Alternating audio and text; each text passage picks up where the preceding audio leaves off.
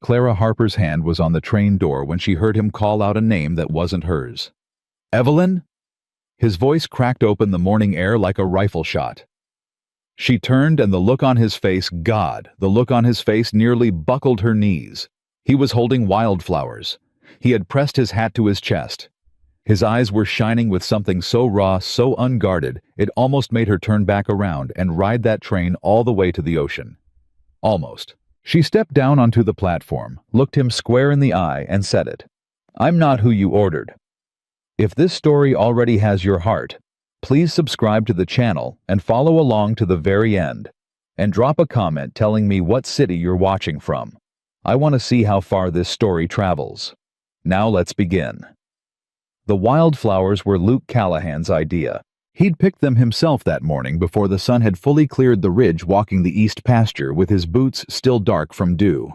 He didn't know what kind they were. Yellow ones mostly, with a few pale purple ones tucked in near the stems.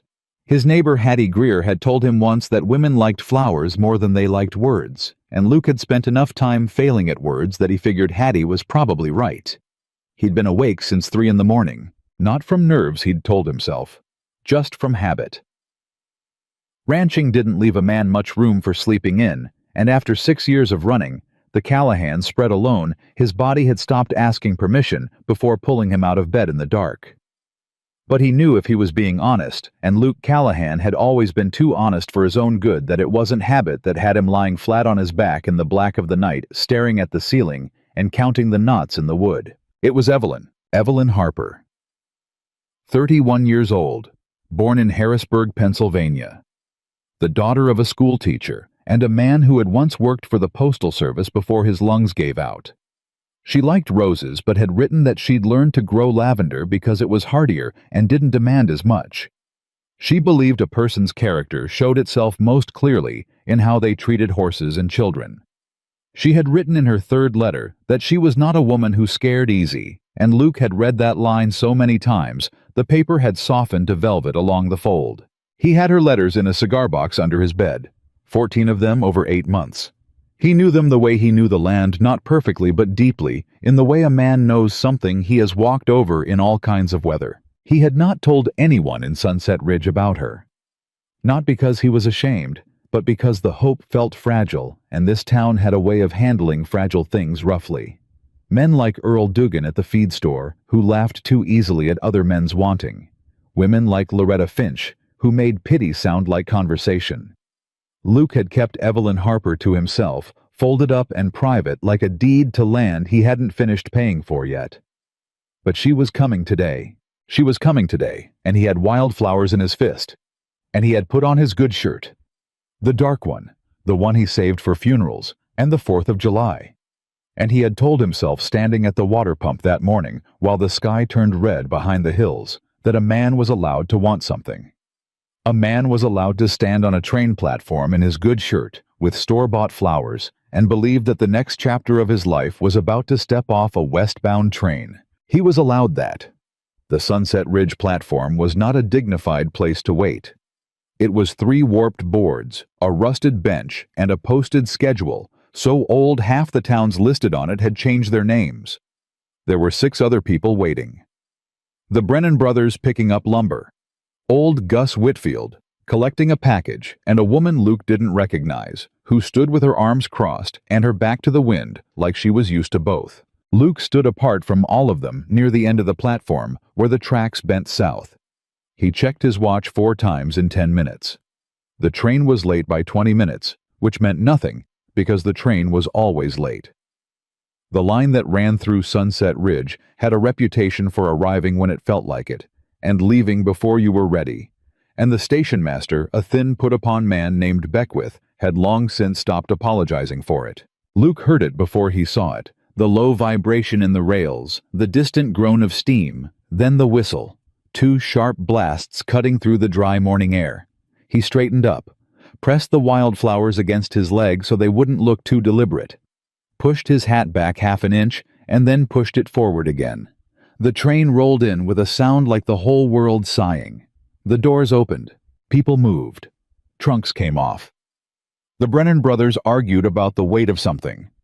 Gus Whitfield shuffled forward with his receipt. The unknown woman unfolded her arms and stepped toward the steps. And then Luke saw her. She came off the train last, which he would think about later. He would think about how she had waited standing just inside the door, watching the platform clear before she stepped down.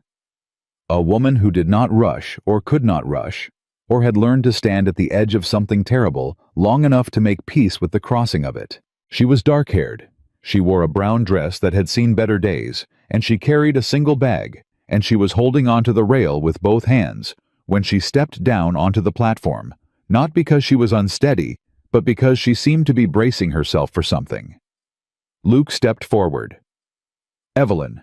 The name left him before he could stop it, before he could think, before any of the careful things he had planned to say could arrange themselves into sense. It flew out of him loud and open the way a man shouts when he's spotted something he's been looking for in the dark. She turned. Her face did something complicated. Something moved through her eyes, grief or recognition, or the particular expression of a person hearing the wrong name spoken with too much love. And then it steadied, and she looked at him, and she stepped toward him, and she stopped. She was close enough now that he could see the shadows under her eyes, could see that she had been crying, not recently, but often. Could see that she had packed light, not because she traveled light, but because she had left in a hurry, or left in grief, or left not knowing how long she would need to stay. "You're Luke Callahan," she said. It wasn't a question. "Yes, ma'am." He held out the wildflowers and then felt immediately foolish and almost pulled them back. Yes." She looked at the flowers for a moment. Something in her face went soft and then tight again, like a door blown open and closed by the same wind. "Mr. Callahan," she said. "My name is Clara Harper. I'm Evelyn's sister." Luke blinked. Evelyn asked me." Clara stopped, pressed her lips together hard, started again. "There's no easy way to say this, and I thought about it the whole way here every mile, and I never found one, so I'm just going to say it plainly." "All right," Luke said, though his voice came out strange and flat, like a note played on a string pulled too tight. "Evelyn passed away," Clara said. 7 months ago. It was her heart. She'd had trouble with it since she was a girl, but it got worse last winter, and then in March, she stopped again. In March, she was gone. I'm sorry.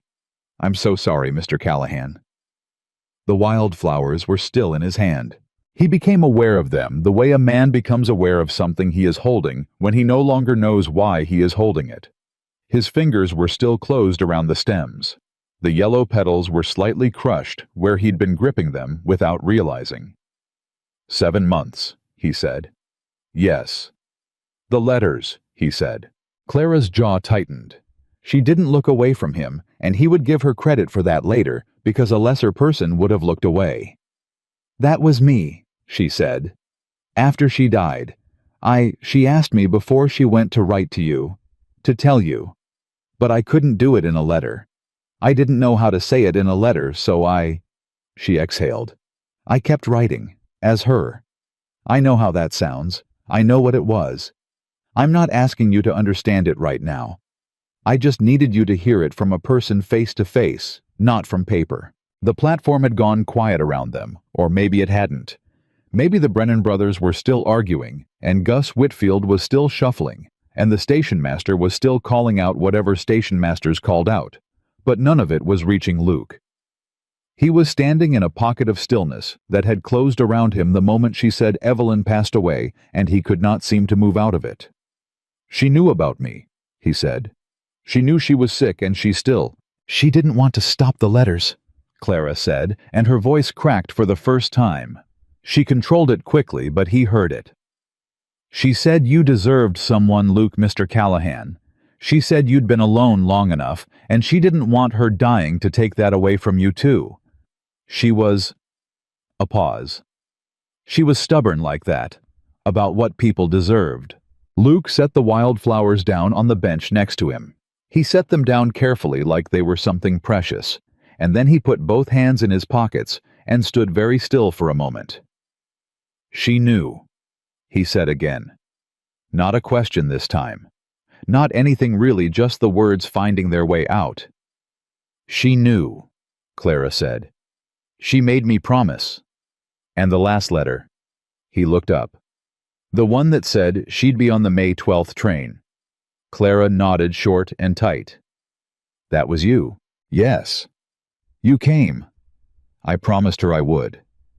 Something shifted in Clara's expression, a kind of helpless defiance, like a woman who has done a thing she isn't sure was right, but would do again the same way. "I know that makes it worse, maybe. I know you were expecting. I know what you were expecting, and I'm not that. I'm not her. I'm not even close to her.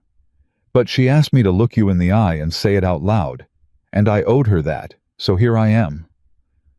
Luke looked at her for a long moment. She was taller than he'd imagined Evelyn to be, though he'd never asked. Her eyes were dark brown, or maybe black in this light, and they were steady in a way that cost her something to maintain. He could see that plainly. She was holding herself the way a person holds themselves when they are trying very hard not to break in front of a stranger, and she was not quite succeeding, though she was closer to succeeding than most people would have been. "Where are you going?" he asked. "After this." Clara blinked. "I back east. I have a ticket for the Friday train." "You came all this way for one conversation." "I came all this way because I made a promise." Luke picked the wildflowers back up off the bench. He didn't hand them to her this time, just held them, turning them over slowly in his fingers. "Miss Harper," he said. Did she tell you much about me, about the ranch?" "Some," Clara said carefully. "She shared your letters with me. Not all of them, I think, but some." "Then you know I'm short-handed, and that the East Field's been giving me trouble since the spring thaw, and that the woman I was expecting to share the work with is gone." He paused. "I'm not saying that to be cruel. I'm just saying it plainly." "I understand. I've got a room?" he said. "It was supposed to be, I fixed it up. It's got a window that faces east. I was told women like windows that face east." He stopped, looked away, looked back. "I'm not asking you to be her. I'm not asking you to be anything. But if you need a few days before you go back, you're welcome to them. And if you decide you want to work, there's work." Clara stared at him. "Mr. Callahan," she said slowly, "you're offering me a room." "I'm offering you a room and honest work. Nothing more or less than that. I just told you I deceived you for 7 months. You told me you kept a promise to a dying woman," he said. "I've heard worse reasons for a thing." She was quiet for a moment. The wind came through the platform and lifted a strand of hair across her face, and she pushed it back with one rough, quick gesture.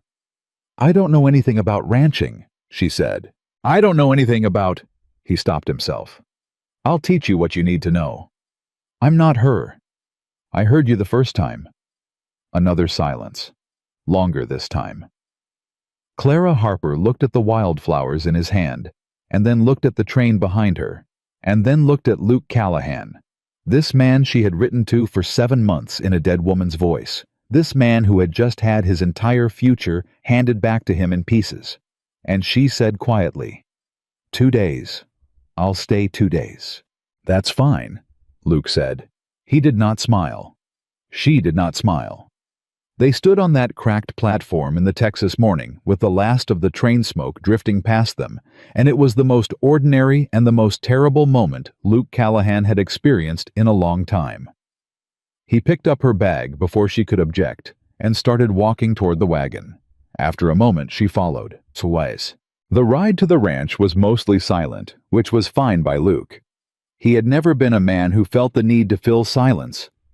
He had lived alone long enough that silence had become something closer to company than absence, and he drove the wagon with his eyes on the road and let Clara Harper sit beside him without asking anything of her. She sat straight. Her hands were folded in her lap, but not relaxed. They were folded the way you fold something when you're trying to keep it from flying apart. She watched the land go by with the particular attention of someone who is trying to understand a place by looking at it, which Luke recognized because he had done the same thing when he first came to Sunset Ridge 10 years ago, broke and 22, and thinking that if he just looked hard enough at something, He could figure out what it owed him. It didn't owe you anything he had learned. The land didn't owe you anything. It just was dry and enormous and indifferent, and you either worked it or you didn't, and it rewarded you or it didn't, and none of that had anything to do with what you deserved. She talked about you, Clara said without warning. Luke kept his eyes on the road. I figured. She said you were kind. A pause. She said that was the thing she noticed first in your letters. That you were genuinely kind, not performed kind. She said there was a difference, and that most men only had the second kind. She was perceptive. She was the smartest person I ever knew, Clara said, and her voice went flat and careful in the way voices go flat when the feeling behind them is too big for the room. She was the smartest person, and the most stubborn, and the most she never stopped even when she was sick. She was reading up until the last 2 weeks, correcting my grammar, telling me what herbs to put in the tea. She corrected my grammar too, Luke said. In the letters. Clara made a sound that was almost a laugh. She said you didn't mind, Clara said. I didn't. I figured if she was correcting me, she was paying attention. That's exactly what she said you'd say. The wagon hit a rut and swayed, and Clara put one hand out to steady herself on the seat. Briefly, just a touch, and then pulled it back. She described the ranch, Clara said. The way you wrote about it. She said it sounded like a place a person could grow into. Still working on that part myself, Luke said. She was going to try to help with the accounts, Clara said. She mentioned that. She kept books for a hardware store back home for 3 years. She was good with numbers. I know. She mentioned it. I can do that, Clara said. Luke looked at her then. She was looking straight ahead, jaw set, not looking at him, but he could see by the angle of her profile that she had decided something. The accounts, she said. I'm better with numbers than I am with horses, I'd wager. If there's a ledger that needs looking at, I can look at it. You said 2 days. 2 days is 2 days. I can still look at a ledger in 2 days. He returned his eyes to the road. Ledger's in the desk drawer, he said. Second one down. The ink's running low, so go easy with the pen. All right. They didn't speak again until the ranch came into view low and dry against the flat land with the garden beds along the south fence that Luke had put in the week before. He had put them in for Evelyn, who had written that she missed green things and wanted to try growing something in the Texas soil. He had not touched them since he learned she was dead because every time he looked at them he couldn't think what to do with them. Clara looked at the garden beds for a long time as the wagon pulled up. She would have liked those, she said. I know, Luke said. He climbed down and offered her his hand, and after a moment she took it, stepping down with the careful steadiness of a woman who does not accept help easily, but knows when it would be foolish to refuse it. She stood in the yard with her bag at her feet and looked at the ranch, the fence that needed mending on the west side, the barn that was solid but needed paint, the window on the east side of the main house where the morning light was already laying itself across the glass in a long gold stripe, and she didn't say anything. You can put your bag in the room on the right, Luke said. I'll get the horse settled and then we can eat. There's biscuits left from this morning if you're hungry. Mr. Callahan, she said. Luke, he said, already walking toward the barn. Nobody calls me Mr. Callahan. She was quiet. Thank you, she said finally, and the words came out smaller than she had probably meant them to, stripped down and honest in the way things get when a person is too tired to dress them up. Don't thank me yet, he said without turning around. You haven't seen the ledger. He heard her exhale behind him.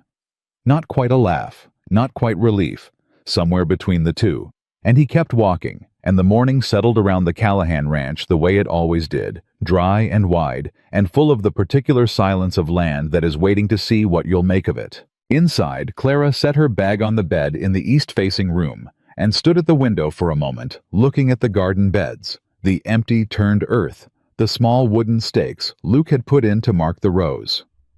She had not expected this.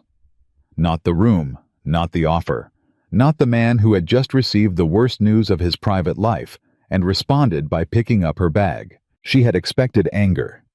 She had prepared for anger the entire way across the country sitting on hard train seats with her hands folded and her jaw set, rehearsing the words, steadying herself for the blast of it. She had not prepared for this. She sat down on the edge of the bed, put her face in her hands, and for a moment she let herself feel the full weight of the last 7 months. The grief of watching Evelyn go, the loneliness of those months of letters of writing in her sister's voice to a man she had never met, of building without meaning to a picture of a person who was real and kind and waiting at a platform with wildflowers. And then she sat up straight, wiped her face with the back of her hand, and pulled herself together. 2 days, she had said. She had given herself 2 days. She crossed to the desk in the corner, opened the second drawer, and found the ledger. She opened it, and she saw immediately why it needed attention. The columns were off. Not badly, not dishonestly, just the careful errors of a man who was better at land than numbers, who had been keeping records alone without anyone to catch his rounding. 3 months of small discrepancies, nothing that couldn't be fixed in an afternoon. Clara Harper uncapped the pen, careful with the ink, and went to work. Outside, she could hear Luke moving in the barn, the low, steady sounds of a man attending to something that needed attending, to the particular rhythm of work that has no audience and asks for none. She bent over the ledger and let the numbers arrange themselves under her hand. She had said 2 days, but already some part of her, some quiet, grief-worn part that she had not yet gotten around to examining, was starting to understand that 2 days might not be the number she was going to end up with. She did not look at that understanding too closely. Not yet. She just kept writing in the east-facing room while the morning light moved across the window and the land outside lay flat and dry and full of the particular patience of things that are waiting to begin. Clara had been at the ledger for 3 hours when Luke came in and found her with ink on her fingers and a look on her face that he recognized from the mirror, the particular expression of someone who has found a problem they didn't go looking for. "You eat?" he asked. "Not yet." She didn't look up. "Luke, who is Harlan Briggs?" He went still in the doorway. "Why?" "Because his name appears 11 times in this ledger over the past 6 months, and every entry is a payment going out, not in. No notation of what for, no contract reference, no land description." She turned the ledger toward him and tapped the column with her finger. 11 payments, $430 total, to a man with no listed purpose. Luke crossed the room and looked at the page. He stood there for a moment without speaking. "He's a land broker," Luke said finally. "Or says he is. He came around last fall, said he was working on behalf of a development company. Said there was talk of the railroad coming through this part of the county and that some landowners might want to get ahead of it. Sell early at a decent price before the government forced it at a lower one. And you paid him $430 for this advice." "I paid him a retention fee," Luke said, and even saying it aloud he heard how it sounded. "He said it would secure my position in the negotiations, guarantee I'd be at the table when the time came." Clara closed the ledger. "Luke," she said carefully, "there is no railroad coming through this part of the county. You don't know that. I know that my father spent 20 years in the Postal Service, and before that he worked survey records for the state of Pennsylvania. And I grew up reading survey maps for entertainment, because it was that, or listen to my parents argue." She looked at him steadily. "The terrain east of here doesn't support a rail line. The grade is wrong. Any company worth their charter would know that inside of an afternoon. And any broker worth his fee would tell you the same." Luke sat down heavily in the chair across from the desk. "He seemed legitimate," he said. "They always do." A silence stretched between them. Outside, the wind picked up rattling something loose on the barn. "He's supposed to come back next month," Luke said, "for the final payment." "How much?" $200. Clara folded her hands on top of the ledger. "How much is this ranch worth, total land stock buildings?" Luke looked at her. "Why? Because I want to understand what's at stake before I tell you what I think you should do." He told her. She didn't flinch, which he respected. "All right," she said. "Here's what I think. I think Harlan Briggs found himself a man running a ranch alone. No partner, no one watching the books, and he sold you a story about a railroad that was never going to come. And I think if you make that final payment, he disappears, and you're out $630, and you have nothing but 11 lines in a ledger that don't prove a single thing. Luke was quiet for a long time. I should have had someone look at this sooner, he said. You didn't have anyone, Clara said. Not unkindly, just plainly. He looked up at her, and for a moment neither of them said anything, and the weight of that plain fact sat in the room between them like a third person.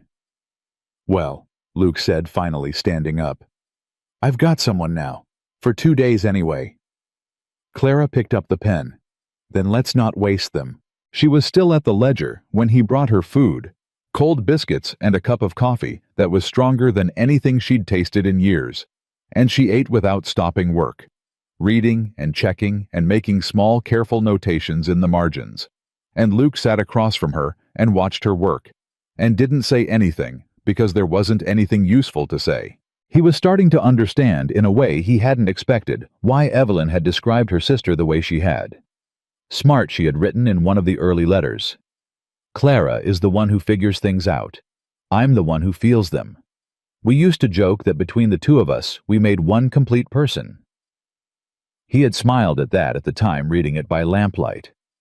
He hadn't known then that he would ever meet the other half of that equation. The next morning started the way most trouble starts, quietly and before breakfast. Luke had gone into town for grain, and Clara had asked to come partly to see the town, and partly because she had the name Harlan Briggs in her head, and wanted to understand the landscape he was operating in. She had not said this to Luke. She had said she wanted fresh air, which was not entirely untrue. Sunset Ridge was small and sun-beaten, and arranged along a single main street with the kind of stubborn permanence of things that survive, not because they thrive, but because nothing has gotten around to finishing them off yet. She counted a feed store, a dry goods, a post office the size of a closet, a church, a saloon that was already generating noise at 10 in the morning, and a bank that had a flag out front, which meant someone important was expected or had recently left. She waited outside the feed store while Luke went in. She had been standing there for maybe 4 minutes when the woman approached. She was well dressed by Sunset Ridge standards, which meant her dress fit her properly, and her hat matched it, and she walked with the particular confidence of a woman who has lived in one place long enough to feel she owns the sidewalk she's standing on. You came in on the Tuesday train? The woman said. It was not a question. Yes, ma'am, Clara said. You're the mail-order woman, Luke Callahan's. Clara kept her face even. I'm Clara Harper. I'm visiting. Visiting? The woman tasted the word like it didn't agree with her. From where? Pennsylvania. Long way to come for a visit. It is, Clara agreed pleasantly. The woman looked her over with the unhurried inspection of someone who has decided they have the right to. Town was expecting Luke to bring a bride home. He's been a bit of a... She paused delicately. Project. For some of the ladies here. So naturally people are curious. Naturally, Clara said. You don't look like a rancher's wife. I'm not a rancher's wife. No, the woman said, and smiled with just her mouth. I suppose you're not. She tilted her head. How long are you staying? 2 days. The woman adjusted her hat. Well, I hope Luke finds what he's looking for. Lord knows he's been alone long enough. It starts to change a man, you know. All that quiet.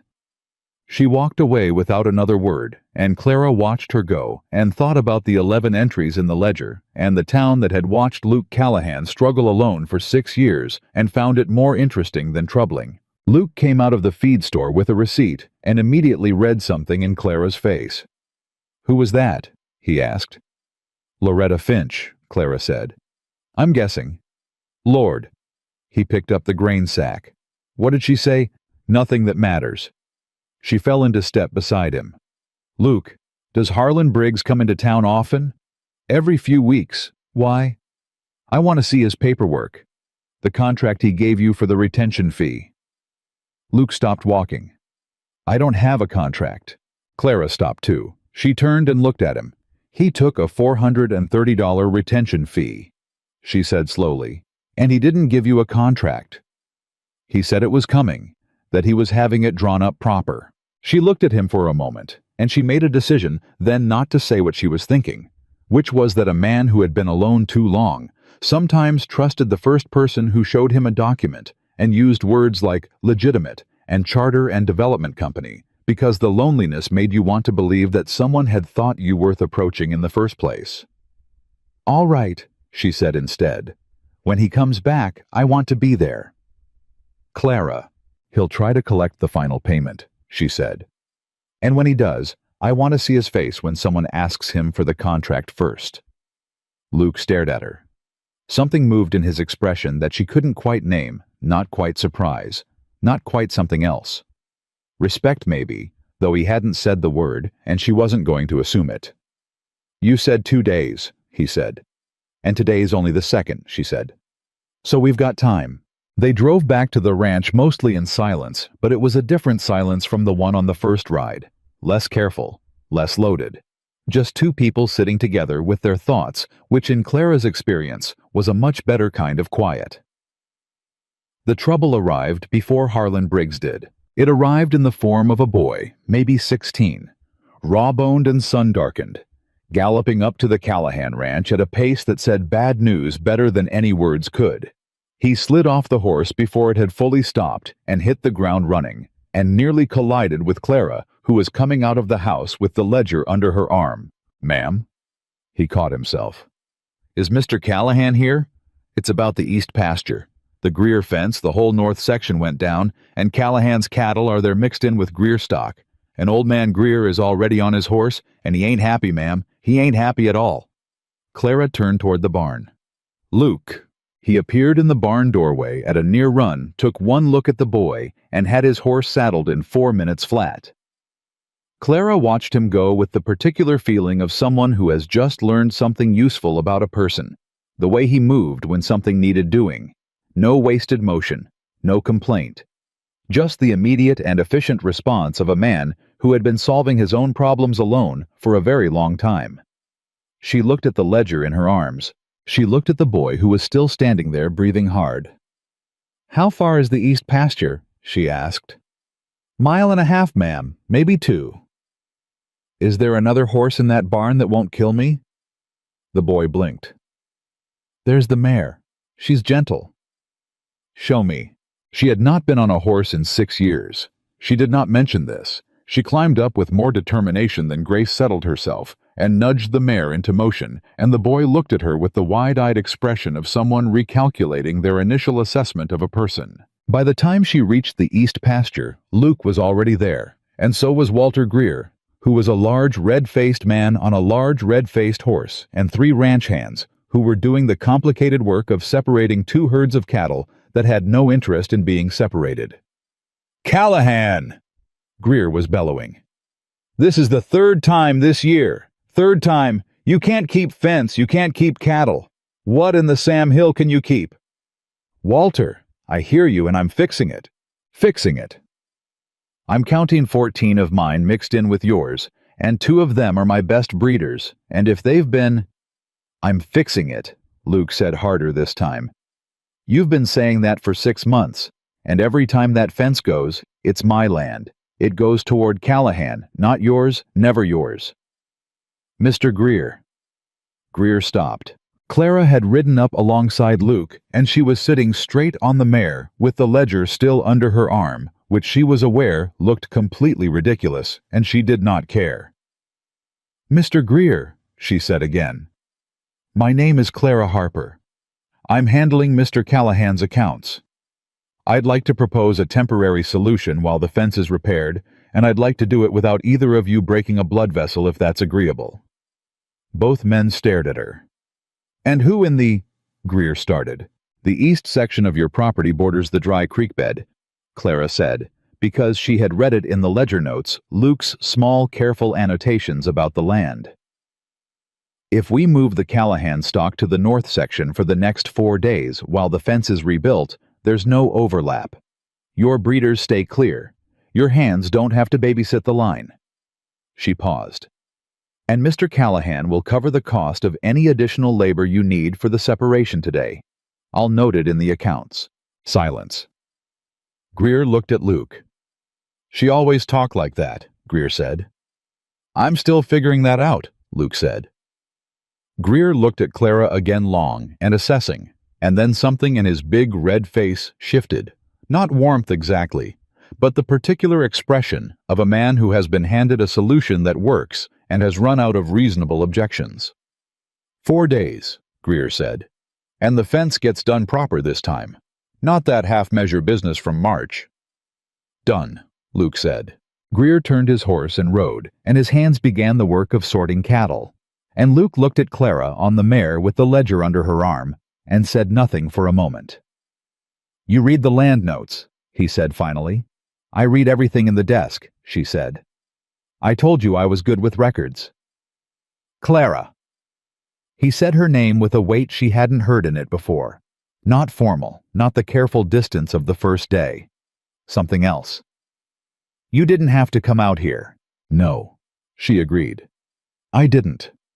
She turned the mare back toward the ranch, and she heard him follow behind her, and neither of them mentioned the fact that tomorrow was the last of her 2 days, because some things are better left in the silence, where they are slowly becoming something different than what they were. That night, she sat on the porch step after dark because she couldn't sleep. She had been sitting there maybe 20 minutes when the door opened behind her, and Luke came out and sat down 2 feet away, and he had 2 cups of coffee, and he set one beside her, without asking whether she wanted it, which she did, which he had apparently already known. "I was going to marry her," he said out of nowhere into the dark. "Evelyn, I had the ring." Clara wrapped her hands around the cup. "I know," she said softly. "I never met her, not once. We only had the letters." He was quiet for a moment. "That sounds foolish." "It doesn't. I built a whole life in my head," he said. "Based on 14 letters and a photograph. That's—" He stopped. "It's human," Clara said. "It's completely human, Luke." He looked out at the dark land. "She was real to me," he said, "whatever that's worth. She was real," Clara said. "She wasn't a story I made up to keep you writing. She was real, and she chose to write to you because she believed you were worth knowing even from 1,000 miles away, even when she knew." Clara stopped, her voice catching, and she steadied it. "Even when she knew she was running out of time. She kept writing because she wanted you to have someone." Luke turned and looked at her in the dark. "I know you're not her," he said. "I know you know that. I'm not asking you to be. I know that too." The night settled around them, and the coffee was warm, and neither of them moved, and somewhere across the dark pasture, one of the cattle lowed low and long, and it was the most ordinary sound in the world, and Clara Harper sat with it, and felt for the first time since March that the grief she was carrying had shifted slightly, redistributed its weight, the way a heavy thing does when 2 people are near enough to share the load, without either one of them having to ask. She had said 2 days. Tomorrow was the 2nd. She did not pick up the cup and go inside.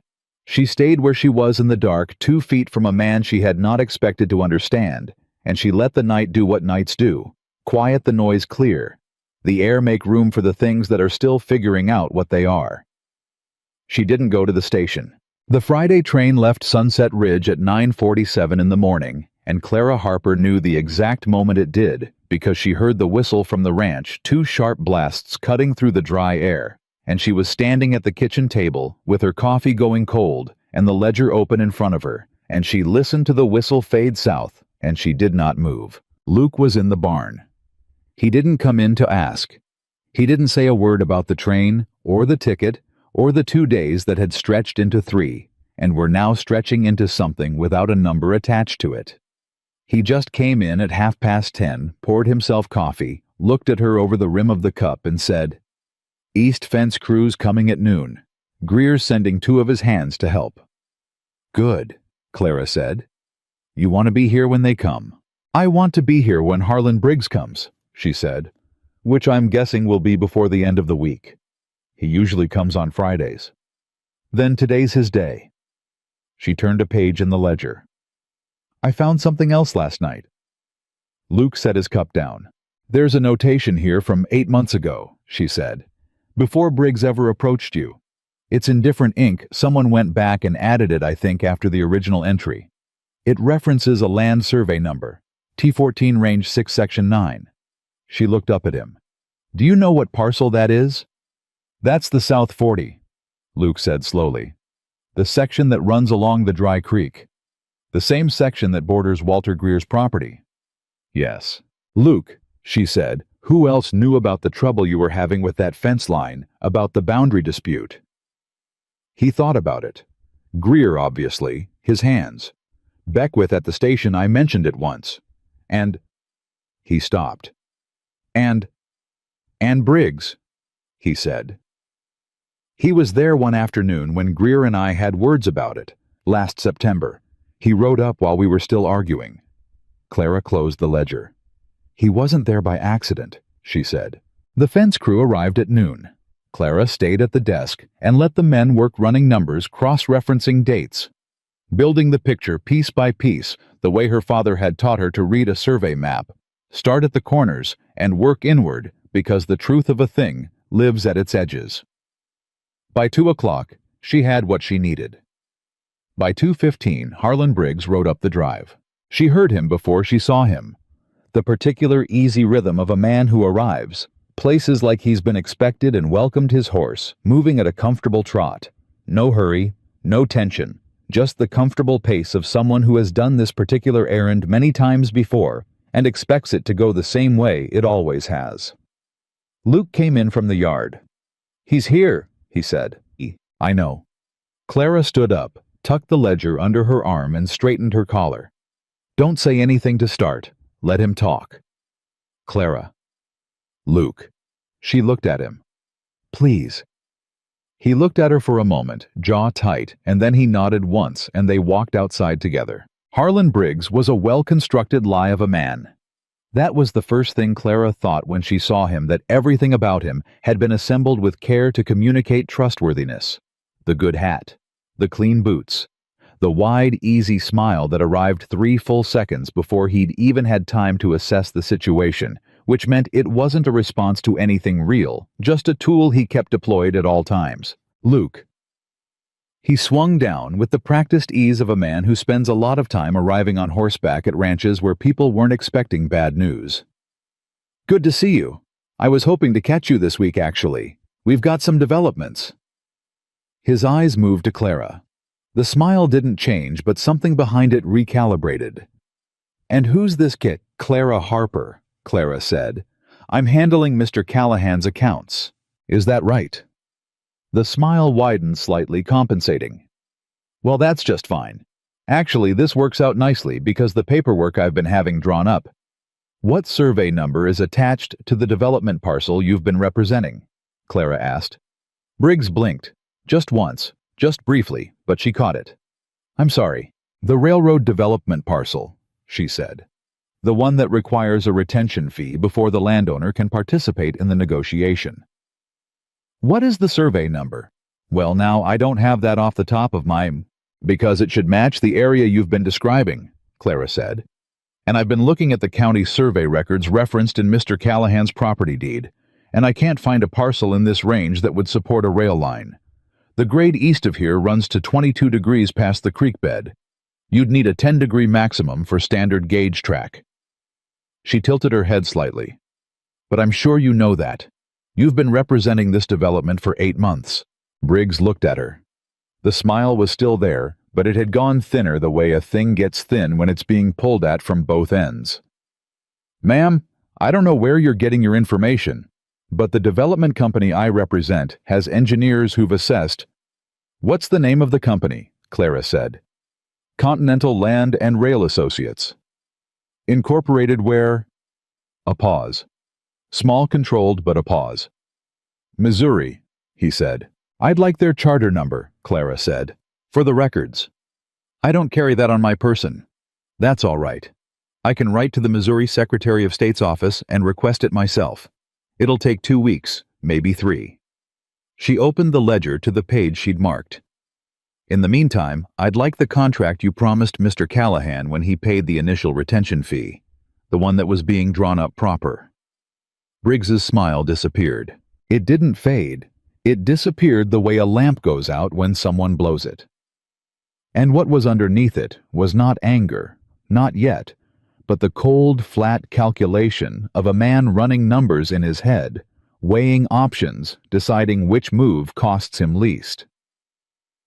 "I can see," he said slowly, "that somebody's been filling your head with suspicions about a legitimate business arrangement." "I filled my own head," Clara said. "I'm good at that." "Luke!" Briggs turned to him, shifting his weight, changing targets. Man to man, leaving the difficult woman out of it. "We've had a solid arrangement. You know what I'm bringing to the table here. There's no need for all this." "She asked you for a contract," Luke said. Briggs stopped. "That's all she asked for," Luke said. "A contract. The one you told me was coming for 8 months. His voice was quiet and even, which Clara had already learned was more dangerous than loud.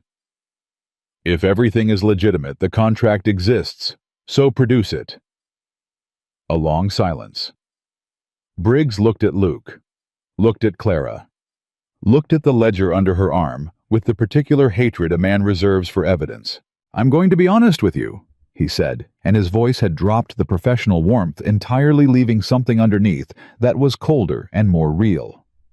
"There are people with a significant interest in this county's land situation, people with resources, and those people appreciate cooperation from local landowners, and they don't take well to complications." "Is that a threat?" Luke asked. "It's a description of a situation," Briggs said. "I'm trying to help you understand the landscape." "The landscape," Clara said, "currently shows $430 paid out of Mr. Callahan's accounts with no corresponding contract, no verified company, and no legal documentation of any kind. Under Texas property law, that constitutes an unrecovered debt, which Mr. Callahan has grounds to pursue." She closed the ledger. "And if you've made similar arrangements with other landowners in this county, which I suspect you have given, that you've been working this territory for the better part of a year, that starts to look less like a private dispute and more like a pattern." Briggs stared at her. "Who are you?" he said, and for the first time he sounded genuinely thrown. "I told you," Clara said. "I handle the accounts." Something shifted in Briggs then. The cold calculation hardened into something uglier, and he took one step forward, not toward Clara, but angling toward Luke in the way men do when they want to exclude a woman from a confrontation by physically positioning her outside of it.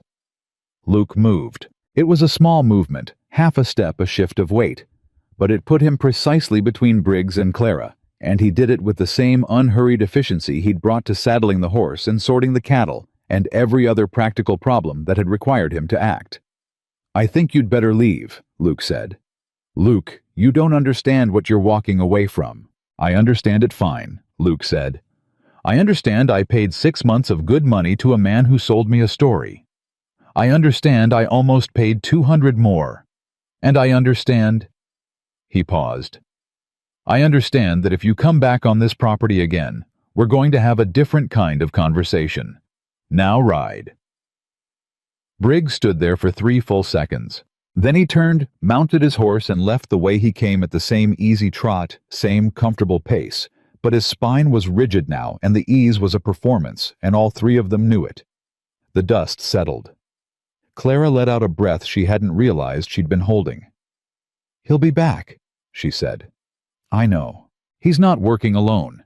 He said people with resources, that's not one man running a land scheme. There's a company, or there's someone with a stake in this county's deeds, and Briggs is the front man." She was already turning back toward the house, thinking, if he's done this to other ranchers, there's a record of it somewhere. The county land office would have the deed transfers.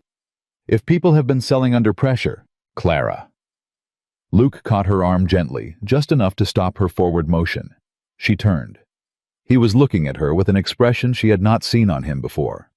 Not the careful flatness of a man managing grief, not the quiet efficiency of a man managing work, but something open and undefended and a little bit helpless, like a door blown off its hinges by something that turned out not to be a storm.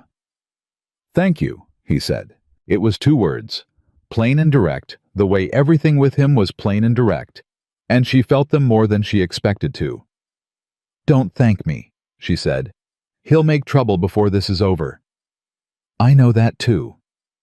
He released her arm. "I'm thanking you anyway." She didn't argue. She went inside, and she sat at the desk, and she opened the ledger to a clean page, and she began writing down every question she needed to answer before the trouble Harlan Briggs was going to make came back around. It came back sooner than either of them expected. Not Briggs himself. Something worse. 2 days later, a letter arrived from the Sunset Ridge Land Office. Luke brought it in from the post without opening it, set it on the table in front of Clara, the way a man sets down something he's not sure of, and Clara looked at the return address and felt the particular cold feeling of someone who has been expecting bad news in a specific form and just watched it arrive in exactly that form. She opened it. She read it twice.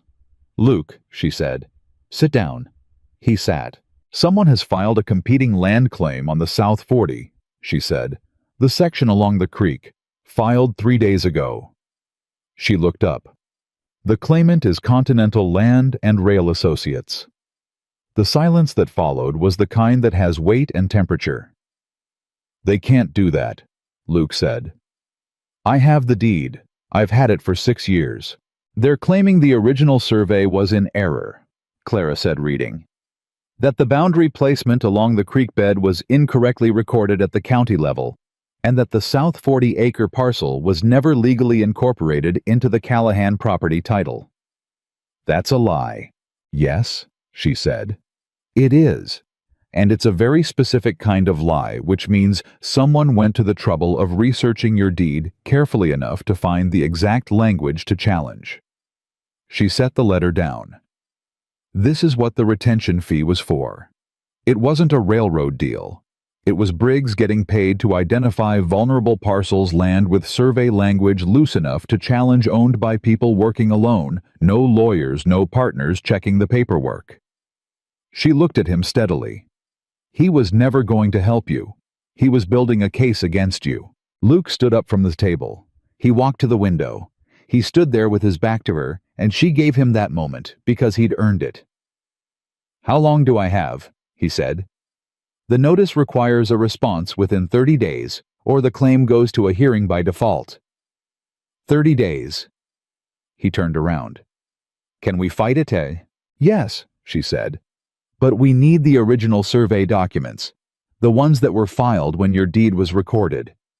If the county kept copies, and they should have, we can compare them to whatever Continental's filing claims, and if there's a discrepancy, that's evidence of document fraud." "The county land office," he said. "First thing tomorrow morning," she said. He looked at her across the table.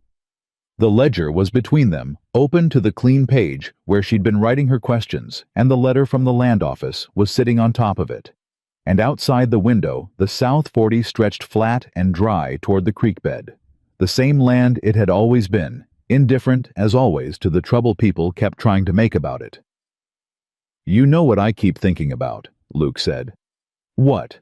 "Evelyn told me in one of the first letters she said she was coming west because she wanted to be useful somewhere." He paused.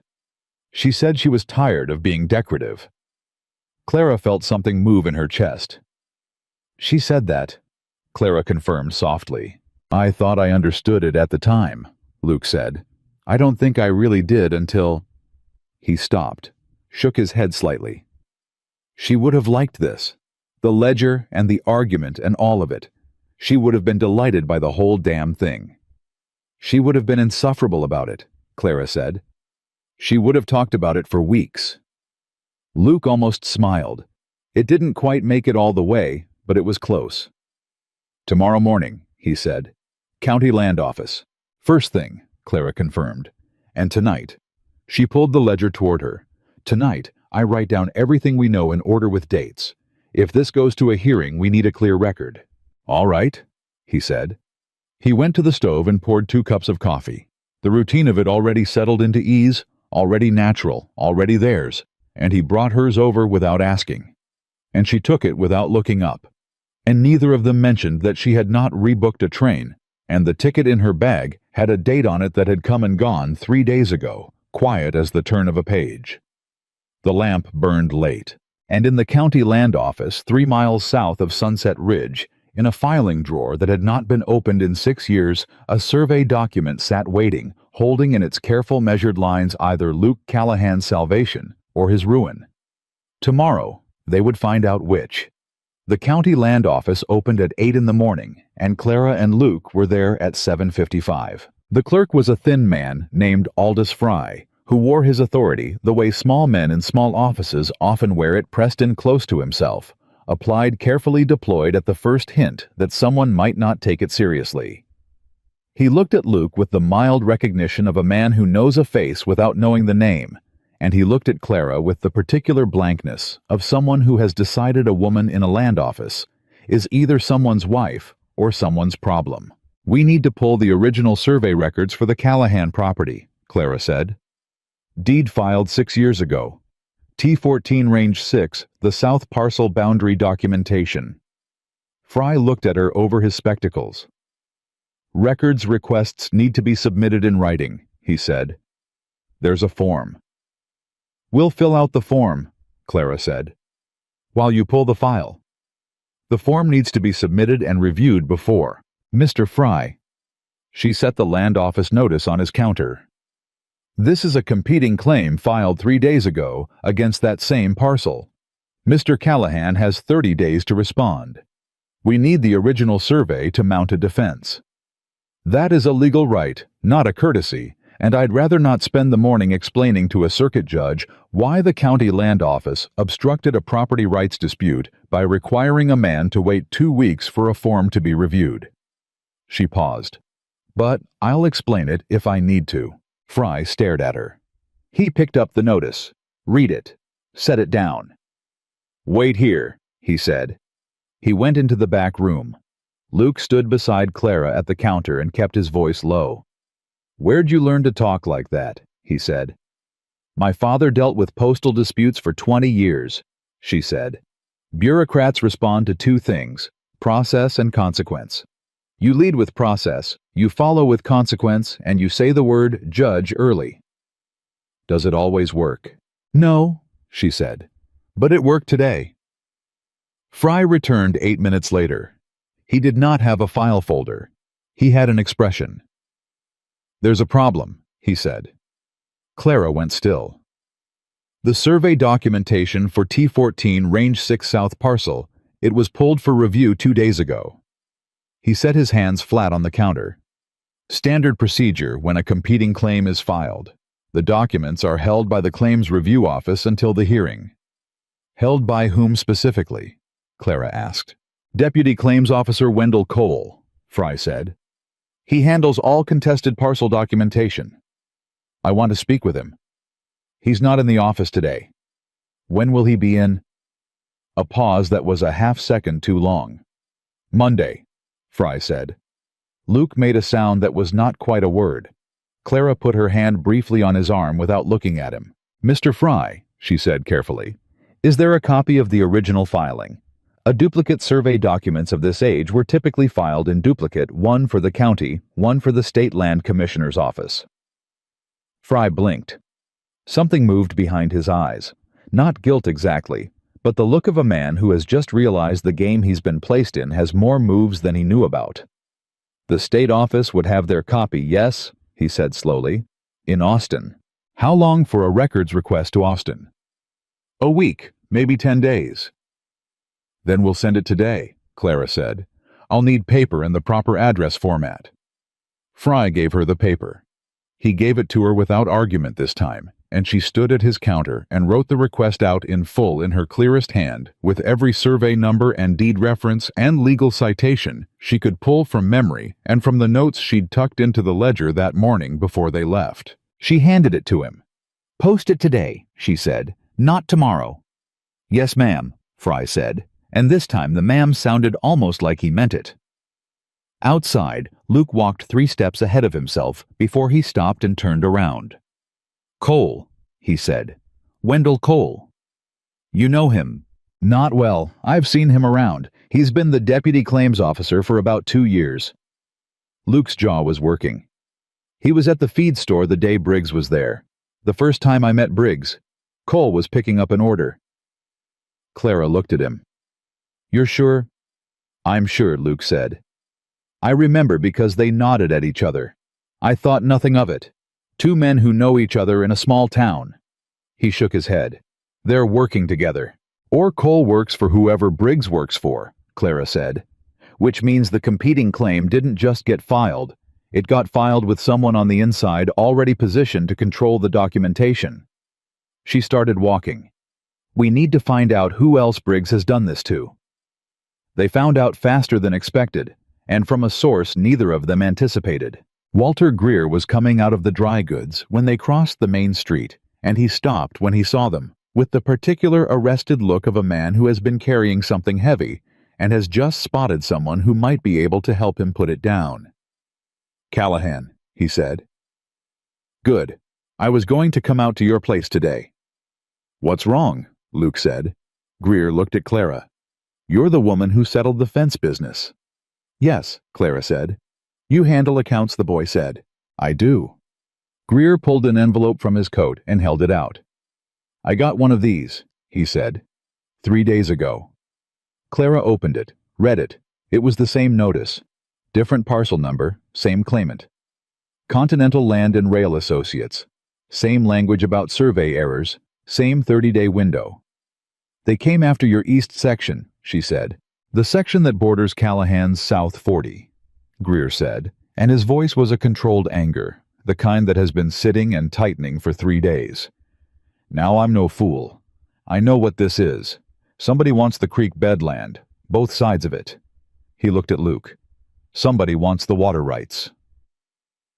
The 3 of them stood there on the main street of Sunset Ridge in the morning sun and let that settle. Water rights, Luke said. There's no railroad coming, Greer said flatly.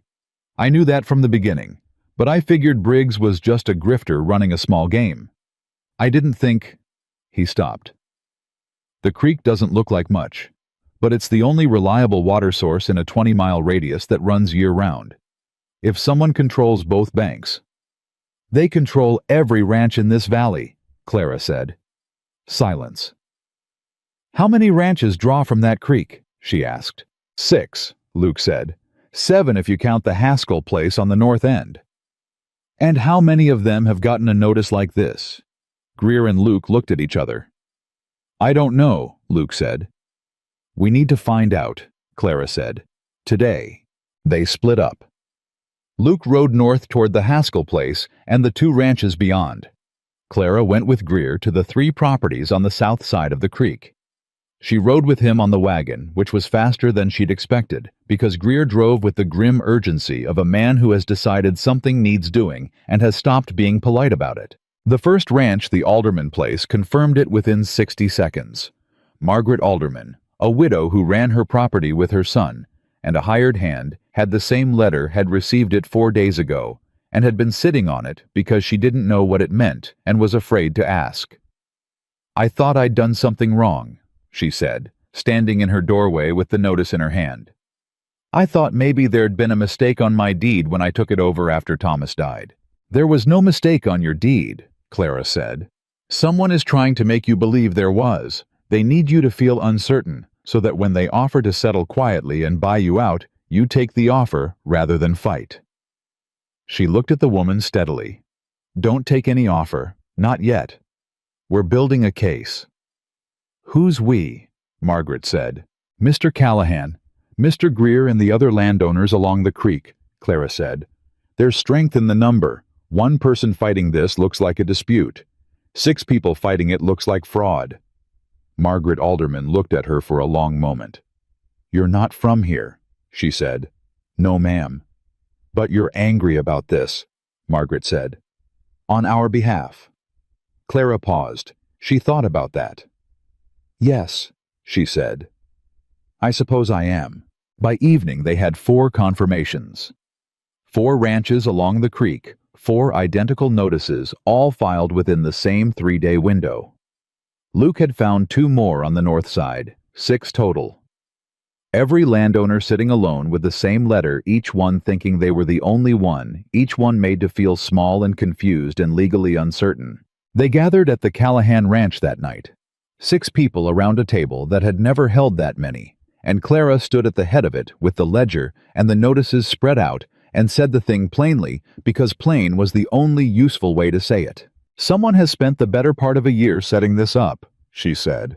"Briggs collected fees from at least 3 of you, Mr. Callahan, Mr. Greer, and Mrs. Alderman's neighbor to the north. He was identifying which properties were worth targeting and which owners were isolated enough to pressure. The competing claims were filed all at once, which is how they wanted it. 6 people overwhelmed simultaneously, no time to coordinate, no time to fight. So what do we do?" Margaret Alderman's son, a young man named Thomas Jr., leaned forward. "We can't all hire lawyers, not in 30 days. "We don't need to hire lawyers," Clara said. "We need the original survey documents, which should prove Continental's claims are based on falsified boundary descriptions. I've submitted a request to the State Land Commissioner's office in Austin for certified copies. If those arrive in time, and if we can show the discrepancy between the original survey and Continental's filing, that's evidence of document fraud, which is a criminal matter, not just a civil one." "If they arrive in time," Greer said. "Yes," Clara said. "That's the problem." "What's the other option?" Luke said. She looked at him. "The circuit judge comes through Sunset Ridge in 3 weeks, she said. "Judge Elias Horn. I checked the court calendar at the land office while Fry was getting my paper. Horn has jurisdiction over property fraud cases in this county." 3 weeks, Luke said. "If we can document the pattern, all 6 notices, the connection between Briggs and Cole, the retention fees paid without contracts, and present it as a single fraud case rather than 6 individual disputes, Horn can issue an injunction that stops the competing claims from proceeding until a full investigation is complete." "That buys us time," Margaret said. "That buys us everything," Clara said. "Time is what they don't want us to have. Every day they can keep us apart and confused is a day closer to the hearing where the claims go through by default." Thomas Jr. looked up. "You know a lot about property law for an accountswoman." Clara held his gaze. "I know a lot about what happens to people who get taken advantage of because no one was watching the paperwork," she said. "I've seen it before." The room was quiet. Luke spoke from across the table. "She's right about all of it," he said, and his voice had the flat certainty of a man who has stopped deliberating. "And I say we do it. All of us together. We put every document on this table, we build the case, and we're waiting when Horn rides in." One by one they agreed. They stayed until nearly 10, working through it. Clara organized the documents into a single sequence, chronological cross-referenced, each fraudulent claim mapped against the original deed language it was attempting to exploit. She wrote it in a clean hand on fresh paper, making 2 copies of everything, because she had learned from her father that the only document that matters in a dispute is the one you kept twice. When the last of them had gone, the ranch was quiet again, and Luke was banking the fire, and Clara was stacking the papers into careful order, and neither of them spoke for a while. "Cole's going to know we're building something," Luke said finally. "He'll tell Briggs." "Yes," Clara said. "That might make things move faster than we want them to." "Probably." "You're not worried?" She looked up at him. "Of course I'm worried. I'm terrified." She said it plainly without apology. "But terrified is different from stopped. I'm not stopped." Luke looked at her across the table with all the papers between them, and the lamp burning low, and the fire settling into embers, and something in his expression was doing the thing it had been doing more and more frequently, that open, undefended thing she hadn't figured out what to do with yet. "Clara," he said. She waited. "When this is over—" The sound of hoofbeats cut him off. Not one horse. Multiple. Coming fast up the drive in the dark. Luke was on his feet before the sound had fully registered. He crossed to the door and opened it, and Clara was right behind him, and the lamplight spilled out onto the drive, where 3 riders had pulled up hard, their horses breathing. The one in front was not Briggs. It was Wendell Cole. And behind him were 2 men Clara had never seen, and one of them was holding a document. and he held it up in the lamplight with the particular deliberate gesture of someone making a point. "Callahan," Cole said. "There's been an amendment to the competing claim, filed this afternoon." He didn't bother with any pretense of official courtesy. "The claim now includes the main ranch parcel, all of it, not just the South 40. Luke said nothing. "You've got 24 hours to respond," Cole said, "or the hearing is automatically expedited. That means next week, not 30 days. Your choice." He looked past Luke to Clara, and his gaze was flat and assessing, and not friendly. "And you might want to think carefully about what kind of case you're building, miss, before you build it so loud that the people you're building it against decide to make the next 30 days very uncomfortable for everyone on this creek." He turned his horse. They rode out the way they came, fast and dark, and the sound of them faded into the night, and Luke stood in the doorway with his hand on the frame and his jaw set and his eyes on the dark road, and Clara stood behind him and understood with the particular cold clarity that comes after a threat that the 30 days they thought they had just became something much shorter and much more dangerous. "They know," she said. "Yes," Luke said. "They're scared of what we're building." "Yes, that means we're building the right thing." He turned and looked at her, and his eyes had that quality again, that undefended open quality. Except now, it was mixed with something she recognized as the same thing she felt in her own chest. The particular combination of fear and resolve that a person arrives at when they have decided the thing they are standing next to is worth standing next to. "We need to move faster," he said. "I know," she said. "Come back inside." He did. The lamp burned all the way down that night, and neither of them stopped working until there was nothing left to do but wait for morning to make the next move. Morning came in hard and fast, the way it does when you've been awake most of the night waiting for it. Clara had the papers organized into 3 stacks before Luke finished his coffee. 1 stack for each parcel affected one master document laying out the full timeline of Continental's operation, and 1 separate page listing every name connected to it that she could prove. Briggs. Cole. The 2 men who had ridden up behind Cole in the dark. She didn't have the name at the top, yet the person who had funded and directed the scheme, but she had enough of the structure that a judge could follow the money himself. "I need to get to the telegraph office," she said, "before 8. "Why?" "Because I need to send a wire to the State Land Commissioner's office in Austin, and I need to send it before Cole or Briggs think to do anything that might delay the records request I filed yesterday." "You think they'd interfere with a state records request?" "I think they've already interfered with the county survey documents," she said. "I'm not assuming anything is safe that I haven't secured myself." Luke had the wagon hitched in 10 minutes. The telegraph operator, a young man who seemed to survive entirely on nervous energy and black coffee, took Clara's message without comment and sent it while she stood at the counter and watched, which, she could tell, unnerved him. But she did not particularly care. The message was addressed to the office of the Texas State Land Commissioner, marked urgent, and cited the deed numbers of all 6 disputed parcels, the case number from the competing claims filing, and a specific request for certified survey copies to be transmitted by return telegraph where possible and by express rider where not. She had written the message out in advance. It was 43 words long, which was 11 words under the cheapest telegraph rate, and she handed the operator the coins for it from the small purse she'd been carrying since Pennsylvania. Outside, Luke was waiting with the wagon. "Now what?" he said. "Now we go tell the others that the timeline has changed," she said. "And then we find out when exactly Judge Horn arrives, because 24 hours means Cole wants to push this to a hearing before Horn even gets to town, and if that happens—" "Horn arrives Thursday," said a voice behind them. They both turned. Walter Greer was standing on the boardwalk with his hat in his hands, and his son beside him, a younger, broader version of the same man with the same set to his jaw. "I sent my boy to the court circuit office last night," Greer said. "After the meeting. Thursday afternoon Horn rides in, stays through Saturday."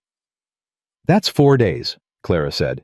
3 if Cole's 24-hour notice means anything. "Cole's notice means they want us to panic," Clara said. "If we respond to the expedited hearing before Horn arrives, we're in front of a substitute magistrate who has no jurisdiction over fraud. We need to refuse the expedited hearing and request that the case be held before the circuit judge." "Can we do that?" Greer's son asked. "We can file a motion to delay on the grounds that the case involves potential criminal fraud and requires a judge with full criminal jurisdiction," Clara said. "It's not a guaranteed hold, but it's legitimate, and it forces them to either wait for Horn or expose themselves by pushing harder." Greer put his hat back on. "Tell me what to write, and I'll sign it." "Tell all of us," said Margaret Alderman, coming around the corner with Thomas Jr. at her side, and behind her 2 more of the Creek ranchers. And Clara understood that Greer had done more than send his son to the court office last night. He had sent word to the others as well. They gathered in the back room of the dry goods, which the owner, a quiet man named Price, who had said almost nothing during any of this, but had been watching it all with sharp, careful eyes, cleared without being asked. 6 ranchers and Clara and Luke and Price himself, who turned out to have read law for 2 years before a family circumstance brought him to Sunset Ridge, and who produced from a shelf behind his counter a dog-eared copy of the Texas Property Code. It took 2 hours. Clara wrote the motion. Price checked it. Thomas Jr. copied it out 6 times in the clearest handwriting among them, and all 6 landowners signed all 6 copies, and by noon, 1 copy was filed at the land office under Fry's unwilling hand. 1 copy was in the hands of every signing landowner. 1 was being held by Price, and 1 Clara kept herself. Fry read it twice and said nothing for a long moment. "This will need to be reviewed," he said. "Review it," Clara said. "The filing date is today. That's what matters." On the walk back to the wagon, Luke said quietly, "Cole's going to see that filing before the ink dries." "I know," Clara said. "Good." He looked at her sideways. "You want him to see it," he said. "I want him to take it to whoever he reports to," she said. "Because that person is going to make a decision about whether to push forward or pull back, and either decision tells us something we need to know." They found out the next morning. It was not Cole who came. It was a lawyer, a man named Garfield, clean-suited and city-mannered, who arrived on the early train from San Antonio and went directly to the land office, and then finding nothing useful there, rode out to the Callahan Ranch in a hired buggy and knocked on the door with the particular practiced knock of a man who charges by the hour and knows it. Clara answered the door. Garfield looked at her with the mild, surprised reassessment that men of his type gave to women who answered doors in contexts they hadn't expected. Then he composed himself and said, "I represent Continental Land and Rail Associates. I'd like to speak with Mr. Callahan." "I handle Mr. Callahan's accounts and legal correspondence," Clara said. "You can speak with me." A pause. "I see," Garfield said. "Well, my client is prepared to offer a settlement. Given the complications that have arisen, they're willing to withdraw the competing claims on all 6 parcels in exchange for a right of access easement along the creek bed. A paper arrangement, only no physical disruption to any of the properties." Clara looked at him. "A right of access easement," she said. "Correct." "Who would the easement benefit?" Garfield adjusted his collar. "My client. Continental Land and Rail Associates," she said. "The company with no verifiable Missouri charter, no engineering surveys, and no railroad anywhere in its actual plans." She tilted her head. "What does Continental actually want the creek access for, Mr. Garfield?" He said nothing. "Water," she said. "For a development project, something that requires a guaranteed water source, a town maybe, or an industrial operation, or a land resale venture that needs water rights to have value." She kept her voice even. "Who is the principal behind Continental? Because it isn't Briggs. Briggs is a middleman. Someone funded this, planned it, and positioned Cole inside the county office to manage the paperwork. I'd like that name." Garfield picked up his hat. "My offer is valid until Thursday morning," he said. "After that, my client will proceed with the hearings." "Thursday morning," Clara said. "Judge Elias Horn arrives in Sunset Ridge. If your client proceeds with the hearings, they'll be proceeding in front of a circuit judge who has full criminal jurisdiction." She opened the door wider. "I'd take that back to your client, Mr. Garfield. All of it." He left. Luke appeared from the kitchen doorway. He had heard every word. "He's going to tell them we know more than we do," he said. "Maybe," Clara said. "Or he's going to tell them we know exactly as much as we do, which is enough." She turned back to the table. "Either way, we have until Thursday." Thursday came with the weight of a held breath. Horn arrived on the 2 o'clock stage, a compact, gray-haired man with the eyes of someone who has been lied to professionally for 30 years and has developed a finely calibrated sense of when it's happening again. He had read the motion to delay before he dismounted. Greer's son had ridden the copy out to meet the stage 20 miles south of town, and when Clara and Luke and the 6 ranchers were shown into the room he'd commandeered at the back of the courthouse, he was already sitting with the papers spread in front of him and his reading glasses on. "Miss Harper," he said without preamble, "you drafted this motion." "Yes, sir." "You're not a lawyer." "No, sir. I handle accounts." He looked at the papers. "Sit down, all of you." Garfield was there, and Cole, and a man none of them had seen before. Older, well-dressed, with the settled confidence of someone accustomed to having rooms arrange themselves around his comfort. He did not introduce himself. He didn't need to. The way Garfield kept glancing at him was introduction enough. Horn set the motion down. "I'm going to tell you how this is going to go," he said, addressing the room without favoring either side with his attention. "I've read the competing claims. I've read the counter-filing. I've read 3 pages of financial records that document 11 payments made by Mr. Callahan to a Mr. Harlan Briggs without contract or legal instrument, and a separate ledger showing identical arrangements with 2 other landowners present in this room." He paused. "I'm also looking at 6 identical claims filed on the same day against 6 adjacent properties, all of which share a single water source, all of which were filed by the same entity, all of which relied on the same alleged survey discrepancy, which I will note does not appear in the State Land Commissioner's records." Clara felt the breath move through her.